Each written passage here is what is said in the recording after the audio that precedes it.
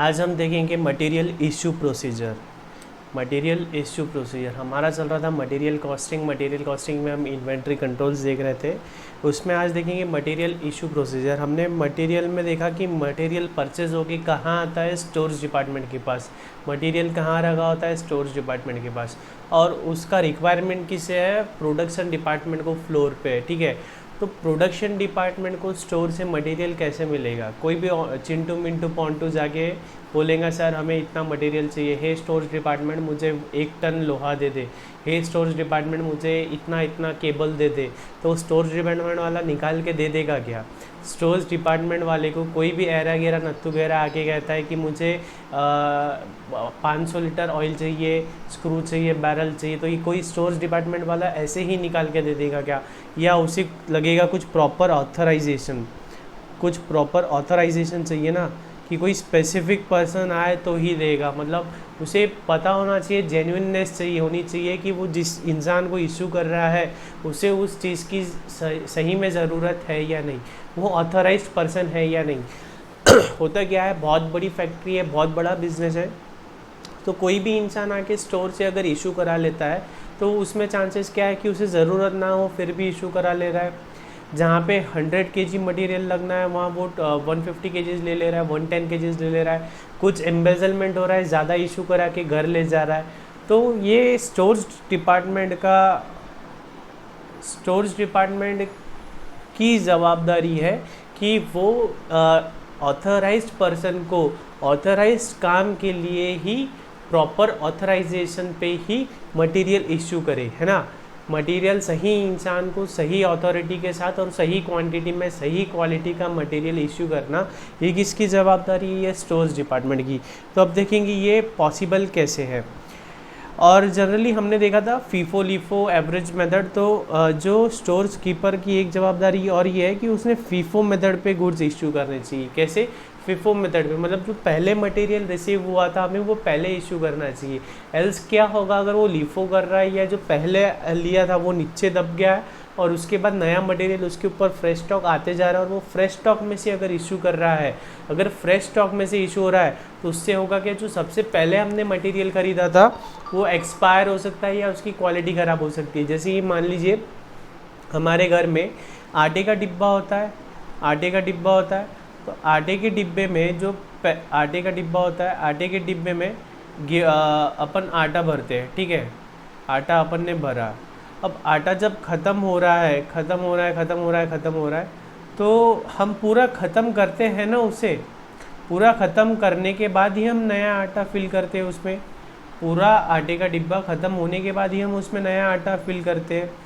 ऐसा क्यों? अगर ख़त्म नहीं करते हैं, मान लीजिए इतना आटा उसमें बचा है, आज के डेट में इतना आटा बचा है, ठीक है, इतना आटा बचा है, हमने नया आटा फिल कर दिया, फिर पूरा फुल हो गया वो। ठीक है, नया आटा फिल किया, पूरा फुल हो गया।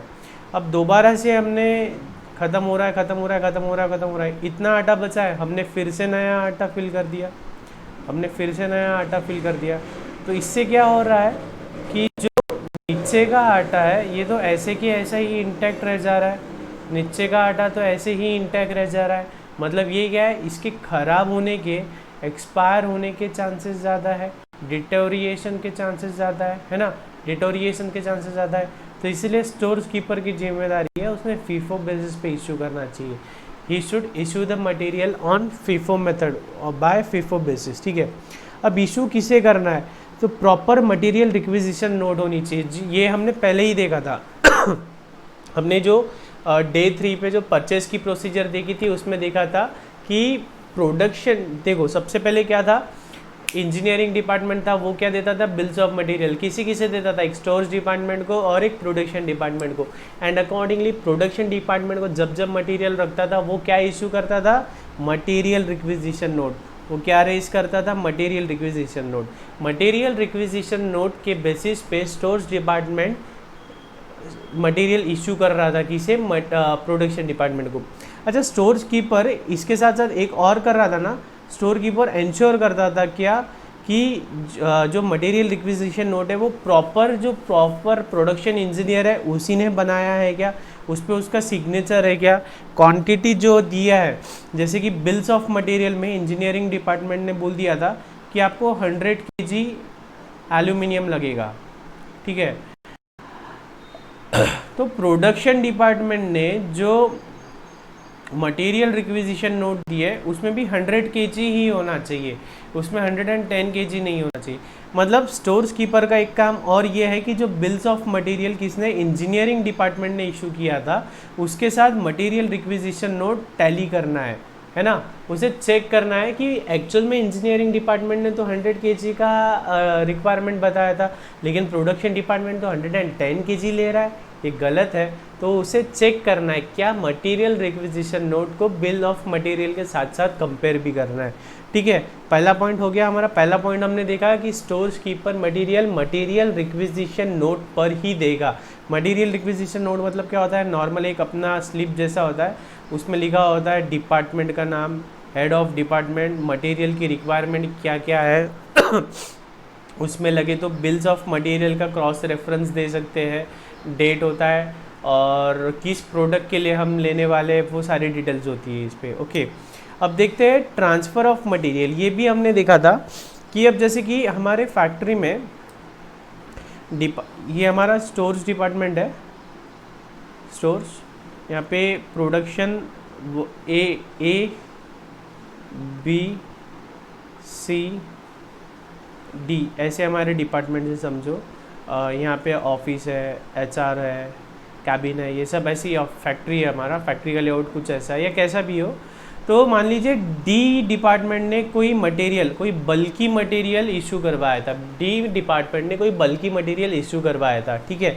अब हुआ यूँ कि डी डिपार्टमेंट ने 100 kg का मटेरियल लिया था, कौन सी बेसिस पे लिया, मटेरियल रिक्विजिशन नोट, है ना। मटेरियल रिक्विजिशन नोट के जरिए उसने 100 kg मटेरियल लिया, लेकिन जिस जॉब के लिए उसने लिया था वो जॉब कंप्लीट होने के बाद उसके पास 20 kg मटेरियल बचा है। 20 kg मटेरियल बचा है, कौन सा मटेरियल था, एल्यूमिनियम था। क्या था, एल्यूमिनियम था।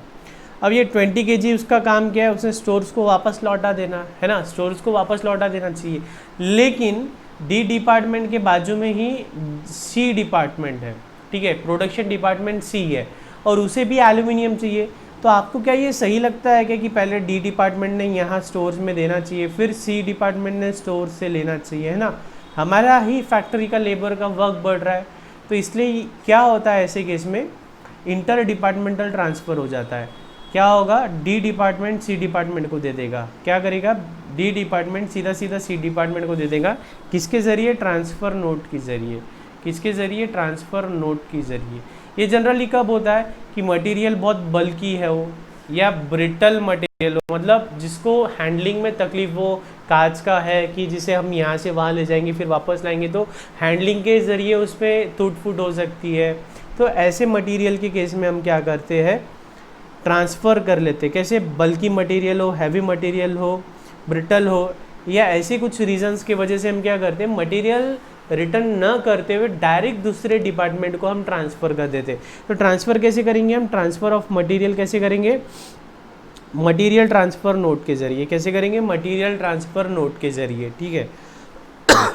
अब मुझे एक बात बताना, हमने पढ़ा था कि stores department material requisition note के ज़रिए मटेरियल इशू करता है। इसी के साथ साथ हमने स्टोर्स लेजर में पढ़ा था जो कॉस्ट अकाउंटिंग डिपार्टमेंट मेंटेन करता है कि 100 kg ऑफ एल्यूमिनियम किसने लिया था, डिपार्टमेंट डी ने। किसने लिया था, डिपार्टमेंट डी ने। तो डिपार्टमेंट डी को कॉस्ट अकाउंटिंग डिपार्टमेंट ने क्या किया था, डिपार्टमेंट डी को 100 kg एल्यूमिनियम से डेबिट कर दिया था, मतलब उतना खर्चा डिपार्टमेंट डी के नाम पे उन्होंने लगा दिया था। अब डिपार्टमेंट डी के पास सरप्लस बच गया, लॉजिकली क्या होना था, डिपार्टमेंट डी के पास सरप्लस बच गया तो डी ने दोबारा से स्टोर्स डिपार्टमेंट को दे दिया। तो स्टोर्स डिपार्टमेंट ने जो पहले डेबिट किया था कॉस्ट अकाउंटिंग डिपार्टमेंट ने, अब उतना जितना रिटर्न आया उतना क्रेडिट कर देना चाहिए।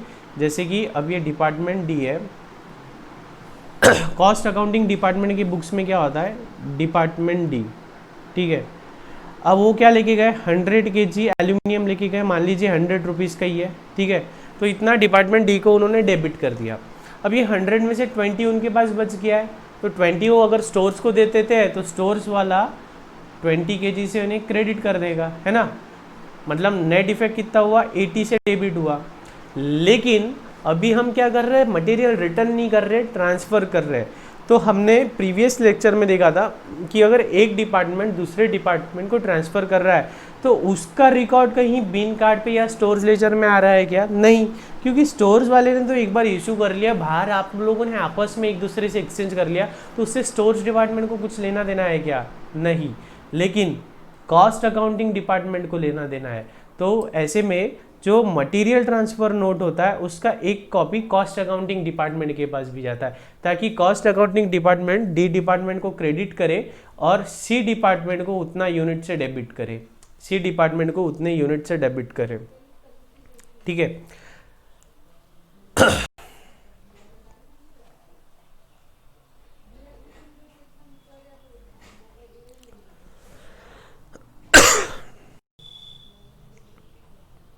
एक और देख लेते हैं। नेक्स्ट है return of material. Return of material वही है कि अगर डी डिपार्टमेंट के पास कोई मटेरियल आ रहा है 100 kg और उसे यूज़ नहीं है, 20 kg सरप्लस बच रहा है और किसी और डिपार्टमेंट को भी रिक्वायरमेंट नहीं है, तो क्या बी डिपार्टमेंट खुद के पास रखेगा क्या? नहीं, वो क्या करेगा, स्टोर्स को रिटर्न कर देगा। मतलब यही हमारा केस है, इसमें सी को रिक्वायरमेंट नहीं है, सी को कोई रिक्वायरमेंट नहीं है, तो ऐसे केस में डी क्या करेगा, रिटर्न कर देगा। ऐसे केस में डी क्या करेगा, डी डिपार्टमेंट क्या करेगा, रिटर्न कर देगा। ठीक है। Any surplus material left over on the completion of a job should be promptly handed over to the stores keeper for safe and proper custody, है ना। अब जब रिटर्न करते हैं हम, जैसे कि सेल्स रिटर्न करते हैं तो क्या करते हैं, क्रेडिट नोट इश्यू करते हैं। उसी तरह शॉप क्रेडिट नोट आएगी। क्या आएगा, शॉप क्रेडिट नोट इश्यू होगा या फिर stores debit note, shop credit note या स्टोर्स डेबिट नोट हम इशू करेंगे। ठीक है। तो हमने देखा कि अगर कोई भी डिपार्टमेंट मटेरियल रिटर्न करता है तो वो क्या करेगा, क्रेडिट नोट के जरिए मटेरियल रिटर्न कर सकता है, उसके बाद सरप्लस बच गया या उसे अब यूज़ नहीं है, तो ऐसे सिनारियो में मटेरियल रिटर्न भी कर देंगे। ठीक है। Shop credit note stores keeper के पास एक कॉपी जाएगी क्योंकि उसे उसके स्टॉक में ऐड कर देना पड़ेगा, मतलब इनपुट हो गया उनके लिए। कॉस्ट अकाउंटिंग डिपार्टमेंट के लिए जाएगी, कॉस्ट अकाउंटिंग डिपार्टमेंट के पास जाएगी, क्यों, क्योंकि उन्हें क्रेडिट करना पड़ेगा, है ना, खर्चा रिवर्स करना पड़ेगा। और एक डिपार्टमेंट रिटर्निंग, जो डिपार्टमेंट डी इसे वापस लौटा रहा है, एक कॉपी उसके पास रहेगी। तो एकदम सिंपल सा कंसेप्ट था। इसमें हमने देखा मटेरियल का इशू प्रोसीजर क्या होता है। सबसे पहला मटेरियल चाहिए तो क्या कैसे मिलेगा, प्रॉपर ऑथराइजेशन पे। प्रॉपर ऑथराइजेशन मतलब बिल, मटेरियल रिक्विजिशन नोट पे, मटेरियल रिक्विजिशन नोट पे क्वांटिटी क्वालिटी सब लिखा होना चाहिए, किसने बनाया है वो नोट वो होना चाहिए, प्रॉपर सिग्नेचर होना चाहिए। स्टोर्स कीपर का काम है जो bills of material engineering department ने दिया था उसके साथ इसे कंपेयर भी करेगा। ठीक है। दूसरा पॉइंट हमने देखा था material transfer from one department to other department. Material transfer कैसे करेंगे, अगर हमारे पास एक्सेस मटेरियल है तो हम स्टोर्स को रिटर्न कर रहे थे, लेकिन रिटर्न करते टाइम हमें पता चला कि किसी दूसरे डिपार्टमेंट को भी इसकी ज़रूरत है, तो हम हमारा बेफिजूल में ट्रांसपोर्टेशन नहीं बढ़ाएंगे फैक्ट्री के अंदर ही। ठीक है। डायरेक्टली एक डिपार्टमेंट से दूसरे डिपार्टमेंट में हम ट्रांसफ़र कर देंगे। ऐसा जनरली कब होता है, जब मटेरियल बल्की हो, ब्रिटल हो, या ऐसे सिनारियो में हम ये मेथड यूज़ करते हैं। ठीक है। अब इसमें ट्रांसफ़र नोट कौन किसको देता है, डी डिपार्टमेंट सी को भी देगा और एक नोट वो कॉस्ट अकाउंटिंग डिपार्टमेंट को देगा। क्यों देगा कॉस्ट अकाउंटिंग डिपार्टमेंट को, क्योंकि डी डिपार्टमेंट को 100 kg से डेबिट किया था, 20 kg तो अब उसने वापस कर दिया, तो उसने 20 kg से इसे क्रेडिट करना चाहिए और सी डिपार्टमेंट को 20 से डेबिट करना चाहिए, इसलिए एक कॉपी जाएंगी कॉस्ट अकाउंटिंग डिपार्टमेंट को। उसके बाद में हमने देखा मटेरियल रिटर्न किसी और डिपार्टमेंट को भी काम नहीं है तो हम क्या कर देंगे, स्टोर्स को रिटर्न कर देंगे। स्टोर्स को रिटर्न कर देंगे कैसे करेंगे, क्रेडिट नोट के जरिए। क्रेडिट नोट से क्या होगा, स्टोर्स डिपार्टमेंट उतना क्वांटिटी खुद के स्टॉक में बढ़ा लेगा। ठीक है। कॉस्ट डिपार्टमेंट के पास स्टोर क्रेडिट नोट क्यों जाएंगी, क्योंकि कॉस्ट डिपार्टमेंट को डी को जो डेबिट किया था उसको थोड़ा सा रिवर्स करना है। ठीक है। जितना क्वांटिटी रिटर्न किया उतना क्वांटिटी हमें रिवर्स करना है। तो ये था मटेरियल इशू प्रोसीजर। जो हमने मटेरियल प्रोक्योरमेंट देखा था ना, मटेरियल प्रोक्योरमेंट में ही हमने ये सब चीज़ें देख ली थी तब।